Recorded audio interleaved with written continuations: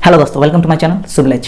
आज के इस वीडियो में हम इंडियन ज्योग्राफी को पढ़ेंगे, भारत के भूगोल को पढ़ेंगे और इस वीडियो के माध्यम से हम भारत की स्थिति और उसके विस्तार को समझेंगे कि पृथ्वी में भारत की क्या स्थिति है और पृथ्वी पर भारत का कहाँ तक विस्तार है। तो चलिए दोस्तों, आज का वीडियो शुरू करते हैं। तो इंडियन ज्योग्राफी यानी भारत के भूगोल को पढ़ने से पहले हमें ये जान लेना है कि आखिर ज्योग्राफी है क्या, भूगोल है क्या। तो चलिए इसके बारे में बात करते हैं, भूगोल की, ज्योग्राफी की। तो ये जो जियोग्राफी वर्ड है ये दो शब्दों से मिलकर बना है, दो वर्ड से मिलकर बना है। पहला है जियो और दूसरा है ग्राफी। और जियो का मतलब होता है अर्थ यानी पृथ्वी, और ग्राफी का मतलब होता है डिस्क्रिप्शन यानी वर्णन। यानी हमें इससे ये पता चलता है कि description of the earth is called geography. Description of the earth is called geography, यानी पृथ्वी का वर्णन करना ही भूगोल कहलाता है, जियोग्राफी कहलाता है। और ये बात हमें किसने कहा? तो ये बात हमें कहा इरेटोस्थनीज ने। इरेटोस्थनीज नामक एक यूनानी विद्वान ने कहा कि description of the earth is called geography, यानी पृथ्वी का वर्णन करना ही भूगोल कहलाता है। और इसी ने सबसे पहले जियोग्राफी वर्ड का प्रयोग किया था, इसलिए इसे फादर ऑफ जियोग्राफी भी कहा जाता है। इरेटोस्थनीज को फादर ऑफ जियोग्राफी भी कहा जाता है। अब बात करें फादर ऑफ जियोग्राफी की, भूगोल के पिता की, तो इसमें काफ़ी मतभेद देखने को मिलता है। बात करें आगे तो जो H.F. टोजर है, इनके अनुसार भूगोल के पिता कौन है? तो हिकेटियस है। यानी H.F. टोजर कहते हैं कि हिकेटियस भूगोल के पिता है। और ये जो हिकेटियस है ये स्थल भाग को सागरों से घिरा हुआ कहा है। यानी हिकेटियस ने बताया है कि पृथ्वी में जो स्थल भाग है वे सभी सागरों से घिरे हुए हैं, सारे द्वीप जो हैं वे सागरों से घिरे हुए हैं। इसकी जानकारी हिकेटियस ने दी और हिकेटियस को भूगोल का पिता कहा। किसने? तो H.F. टोजर ने।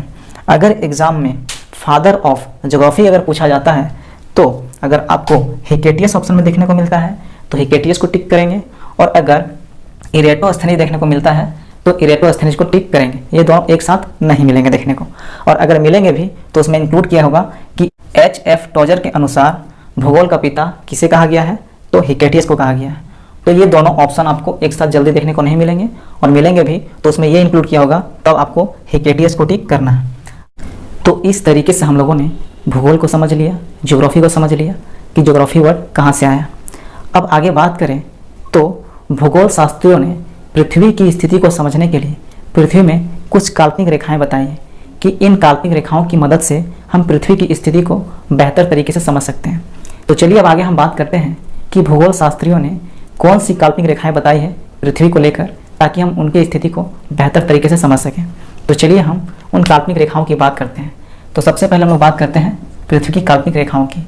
तो इन रेखाओं में सबसे पहली रेखा मिलती है अक्षांशीय रेखा।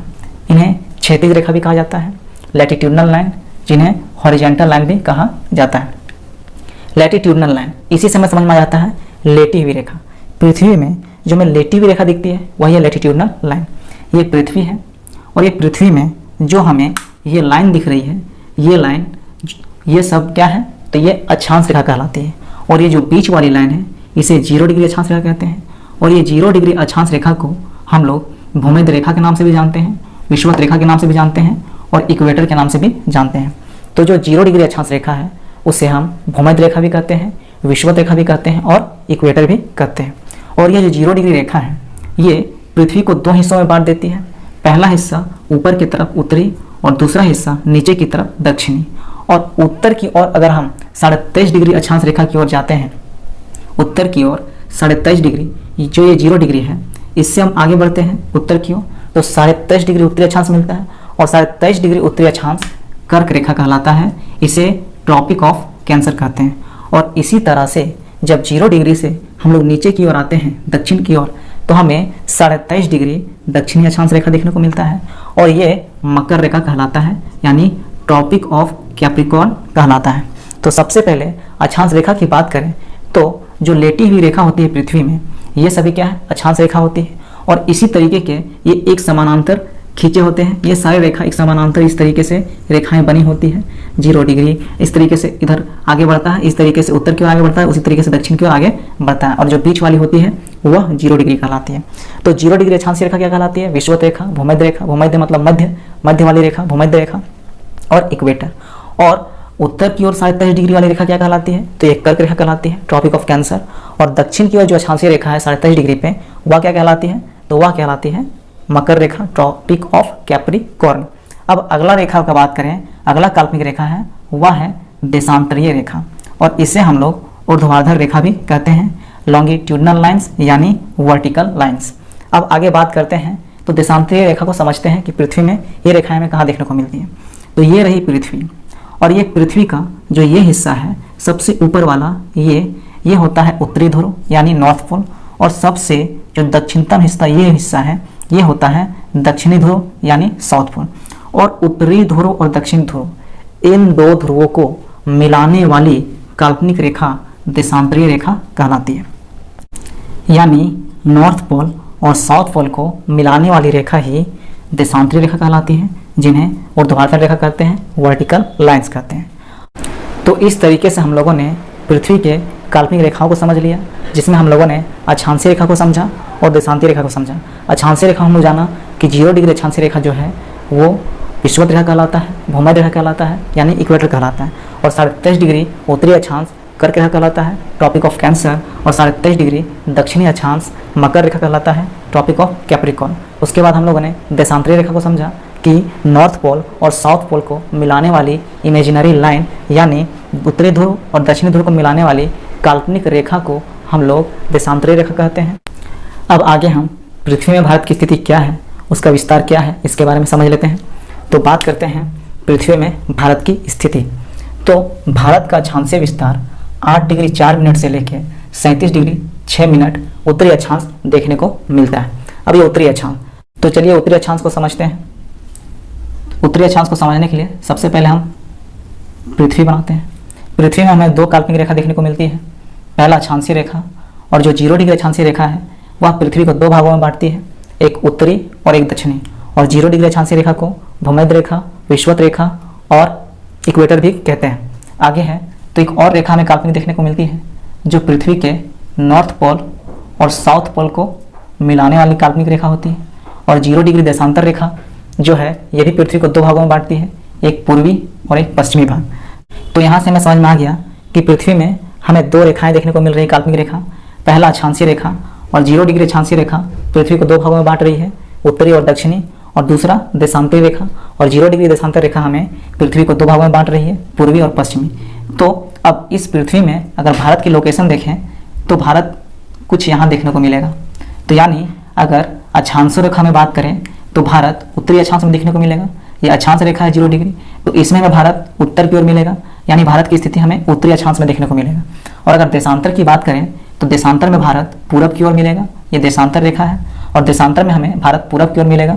तो पूरब की ओर मिलेगा तो यानी भारत की स्थिति देशांतर में देखा जाए तो पूर्वी देशांतर में देखने को मिलेगा। तो यानी अक्षांश में उत्तरी अक्षांश में मिलेगा और देशांतर में पूर्वी देशांतर में देखने को मिलेगा। अब आगे बात करते हैं। तो भारत का अक्षांशीय विस्तार की बात करें तो ये 8 डिग्री 4 मिनट 37 डिग्री 6 मिनट किधर? उत्तरी अक्षांश। तो हम लोगों ने समझ लिया कि भारत की लोकेशन उत्तरी अक्षांश में है, तो ये उत्तरी अक्षांश में मिलेगा। लेकिन भारत की लोकेशन 8 डिग्री 4 मिनट से लेकर 37 डिग्री 6 मिनट है, यानी भारत की जो लोकेशन है वह यहाँ 8 डिग्री 4 मिनट से लेकर 37 डिग्री 6 मिनट है। यह भारत की उत्तरी अक्षांश की लोकेशन है, यानी भारत यहाँ 8 डिग्री 4 मिनट से लेके यहाँ 37 डिग्री 6 मिनट तक भारत की स्थिति देखने को मिलती है। आगे बात करते हैं तो ये तो है मुख्य भूमि, यानी भारत की जब अक्षांशीय विस्तार की बात करते हैं तो ये मेन लैंड है, यानी मेन भूमि में हमें 8 डिग्री 4 मिनट से 37 डिग्री 6 मिनट उत्तरी अक्षांश देखने को मिलती है। लेकिन जब भारत की मेन लैंड के अलावे हम लोग संपूर्ण भारत की जब बात करते हैं, जिसमें द्वीप वगैरह भी आ जाते हैं, मुख्य भूमि को छोड़कर सभी जितने सारे द्वीप हैं ये सब आ जाते हैं, इसमें बात करें तो इसमें जो संपूर्ण भारत का अक्षांशीय विस्तार है वह 6 डिग्री 4 मिनट से 37 डिग्री 6 मिनट है। अब इसको समझते हैं। तो जब मेन लैंड की बात कर रहे थे तो हमें 8 डिग्री 4 मिनट मिल रहा था, और यहाँ से 37 डिग्री 6 मिनट, यानी यहाँ तक हमें भारत की स्थिति देखने को मिल रही थी, भारत का विस्तार देखने को मिला था, अक्षांशीय विस्तार। लेकिन जब हम लोग द्वीपों की बात करते हैं तो भारत में हमें द्वीप देखने को मिलते हैं, अंडमान और निकोबार। तो द्वीप की बात करें तो हमें जो निकोबार है, ग्रेट निकोबार, ये सबसे ग्रेट निकोबार में सबसे लास्ट पॉइंट देखने को मिलता है। और ये जो ग्रेट निकोबार है ये हमें 6 डिग्री 4 मिनट में देखने को मिलता है, यानी हमारी भारत की जो अक्षांशीय विस्तार है वह यहाँ से ना होके यहाँ से देखने को मिलेगा संपूर्ण भारत में। तो संपूर्ण भारत में अक्षांशीय विस्तार 6 डिग्री 4 मिनट हो जाता है, वहाँ से 37 डिग्री 6 मिनट, और मेनलैंड में 8 डिग्री 4 मिनट से 37 डिग्री 6 मिनट। तो ये हो गया हमारा भारत का अक्षांशीय विस्तार। अगर हम संपूर्ण पृथ्वी की बात करें तो ये तो मेनलैंड है, यहाँ पे हमें ग्रेट निकोबार देखने को मिलता है। तो ये जो ग्रेट निकोबार है, यहीं पे हमें 6 डिग्री 4 मिनट वाला हमारा हिस्सा देखने को मिलता है। तो जो 6 डिग्री 4 मिनट वाला जो हिस्सा है, ये 6 डिग्री 4 मिनट वाला जो हिस्सा है, ये विषुवत रेखा, यानी ये जो 6 डिग्री 4 मिनट है और ये 0 डिग्री अक्षांशीय रेखा, इसके बीच की दूरी कुल कितनी है? तो 876 किलोमीटर है। यानी जो विषुवत रेखा है और जो भारत की जो 6 डिग्री 4 मिनट वाला जो हिस्सा है, उसके बीच की दूरी 876 किलोमीटर है। अब आगे बात करते हैं तो भारत का देशांतरीय विस्तार। भारत की देशांतरीय विस्तार कितनी है? तो 68 डिग्री 7 मिनट से लेके 97 डिग्री 25 मिनट, और ये पूर्वी देशांतर, पूर्वी देशांतर, इसका जो देशांतरीय विस्तार क्या होगा? पूर्वी देशांतर। यानी देशांतरीय विस्तार में पूरब वाले इलाके में भारत है, यानी 68 डिग्री 7 मिनट से लेके 97 डिग्री 25 मिनट हमें पूर्वी देशांतर में भारत देखने को मिलता है। यानी ये जो हिस्सा है 68 डिग्री 7 मिनट वाला है, और यहाँ से हमें ये जो कोना है, यहाँ हमें 97 डिग्री 25 मिनट देखने को मिलता है। यहाँ बात करें तो ये जो हिस्सा है, ये आपका 68 डिग्री 7 मिनट वाला है, और इधर वाला हिस्सा 97 डिग्री 25 मिनट वाला हिस्सा है। तो ये हमारा भारत का देशांतरीय विस्तार हो गया। तो इस तरीके से हम लोगों ने भारत के अक्षांशीय विस्तार और देशांतरीय विस्तार को समझा। अक्षांशीय विस्तार भारत की 8 डिग्री 4 मिनट से 37 डिग्री 6 मिनट देखने को मिलती है, मेनलैंड मुख्य भूमि। लेकिन जब हम लोग द्वीप को इंक्लूड करते हैं तो इसमें हमें भारत का जो अक्षांशीय विस्तार है वह हमें यहाँ से ना होके यहाँ से देखने को मिलती है, इस वाले हिस्से से, निकोबार वाले हिस्से से, ग्रेट निकोबार वाले हिस्से से, जो 6 डिग्री 4 मिनट होता है, और यहाँ से हमें 37 डिग्री 6 मिनट तक भारत का अक्षांशीय विस्तार देखने को मिलता है। और भारत के देशांतरीय विस्तार की बात करें तो भारत हमें पूर्वी देशांतर में मिलता है। तो ये 68 डिग्री 7 मिनट से लेके 97 डिग्री 25 मिनट तक देखने को मिलता है। अब आगे बात करते हैं तो जो हमें ये चारों ओर से जो हमें विस्तार मिल रहा है, तो इसमें हमें कुछ इंपॉर्टेंट बातें भी याद रखनी है। तो क्या इंपॉर्टेंट बातें याद रखनी है? तो भारत का जो सबसे ऊपर वाला हिस्सा, यानी सबसे जो उत्तरी वाला हिस्सा है, वह इंदिरा है, जो जम्मू कश्मीर में देखने को मिलता है, सियाचिन वाले इलाके में। यानी भारत का सबसे ऊपरी वाला हिस्सा, सबसे उत्तरी हिस्सा कहाँ है? तो 37 डिग्री 6 मिनट, 37 डिग्री 6 मिनट उत्तरी अक्षांश भारत का सबसे उत्तरी वाला इलाका है। और यह कौन सा है? तो यह इंदिरा कौल है, जो जम्मू कश्मीर सियाचिन में स्थित है। अगर हम भारत का दक्षिणी वाले इलाके की बात करें तो भारत का सबसे दक्षिणी जो इलाका है वह 8 डिग्री 4 मिनट उत्तरी अक्षांश है, और यह कहाँ पे स्थित है? तो केप कैमोरिन कन्याकुमारी में स्थित है, तमिलनाडु वाले इलाके में। लेकिन ये तो मुख्य भूमि की बात होगी। जब संपूर्ण भारत की बात करेंगे तो संपूर्ण भारत में हमें जो सबसे दक्षिणी वाला हिस्सा मिलता है वह ग्रेट निकोबार में देखने को मिलता है, जिसका नाम है इंदिरा पॉइंट, जो 6 डिग्री 4 मिनट में स्थित है। और इंदिरा पॉइंट को हम कई और नामों से जानते हैं। इसे पार्सियन कहा जाता है, या पिग्मेलियन भी कहा जाता है, और लाहीचेंग भी कहा जाता है। और यही इंदिरा पॉइंट विषुवत रेखा से 876 किलोमीटर की दूरी में स्थित है। तो यहाँ से हमें समझ में आ गया कि सबसे उत्तरी बिंदु 37 डिग्री 6 मिनट इंदिरा कौल, और सबसे दक्षिण बिंदु cape Comorin Kanyakumari 8 degree 4 minute मुख्य भूमि। और संपूर्ण भारत की बात करें तो उसमें 6 डिग्री 4 मिनट इंदिरा पॉइंट सबसे दक्षिणी बिंदु भारत की। आगे बात करते हैं तो भारत का जो सबसे पश्चिमी बिंदु है वह है 68 डिग्री 7 मिनट पूर्वी देशांतर में, और यह क्या है? गुहार मोती, जो गुजरात में स्थित है। अगला है भारत का सबसे पूर्वी वाला हिस्सा, जो है किबीथू, जो 97 डिग्री 25 मिनट में स्थित है। और ये जो किबीथू है यह अरुणाचल प्रदेश में स्थित है। तो भारत का सबसे पश्चिमी हिस्सा हो गया गुहार मोती 68 डिग्री 7 मिनट पे, और भारत का सबसे पूर्वी हिस्सा हो गया किबीथू 97 डिग्री 25 मिनट पे। अब आगे बात करें तो भारत का जो सबसे उत्तरी हिस्सा है और भारत का जो सबसे दक्षिणी हिस्सा है, इसके बीच की दूरी 3214 किलोमीटर है। यानी भारत का जो सबसे उत्तरी हिस्सा है इंदिरा कौल, और भारत का जो सबसे दक्षिणी हिस्सा है केप कैमोरिन, इसके बीच की दूरी 3214 किलोमीटर है। और भारत का सबसे पश्चिमी हिस्सा गुहार मोती और भारत का सबसे पूर्वी हिस्सा किबीथू, इन दोनों के बीच की दूरी 2933 किलोमीटर है। तो यहाँ से हमें यह भी समझ में आ गया कि इनके बीच की दूरी पूरब से पश्चिम 2933 किलोमीटर, उत्तर से दक्षिण 3214 किलोमीटर है। आगे बात करते हैं तो ये जो भारत है, भारत का कुल क्षेत्रफल 32,87,263 स्क्वायर किलोमीटर है और यह भारत पूरे विश्व में 2.42% है। यानी भारत का क्षेत्रफल पूरे विश्व में 2.42% है और भारत का कुल क्षेत्रफल 32,87,263 स्क्वायर किलोमीटर है, यानी 32,87,263 वर्ग किलोमीटर है। और भारत 7वां सबसे बड़ा देश है, पूरे विश्व का 7वां सबसे बड़ा देश है, 7th लार्जेस्ट कंट्री है भारत।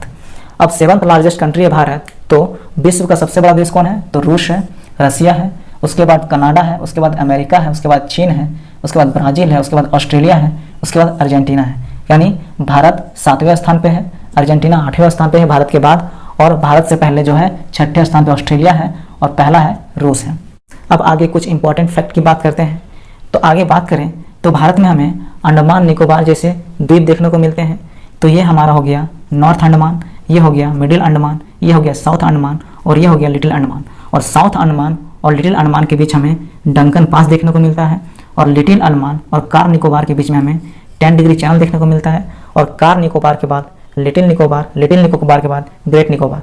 ये भी सीक्वेंस को भी याद रखना है, north Andaman, middle Andaman, south Andaman, little Andaman, car Nicobar, little Nicobar और ग्रेट निकोबार। और ग्रेट निकोबार में ही हमें इंदिरा पॉइंट देखने को मिलता है जो भारत की सबसे दक्षिणतम बिंदु है और इसे पार्सियन, पिग्मेलियन और लाहिचेंग भी कहा जाता है और विषुवत रेखा से इसकी दूरी 876 किलोमीटर है। तो इस तरीके से आज का क्लास यहीं समाप्त होता है। अब हम लोग नेक्स्ट वीडियो में नेक्स्ट टॉपिक के साथ मिलेंगे। तब तक के लिए धन्यवाद दोस्तों, जय हिंद।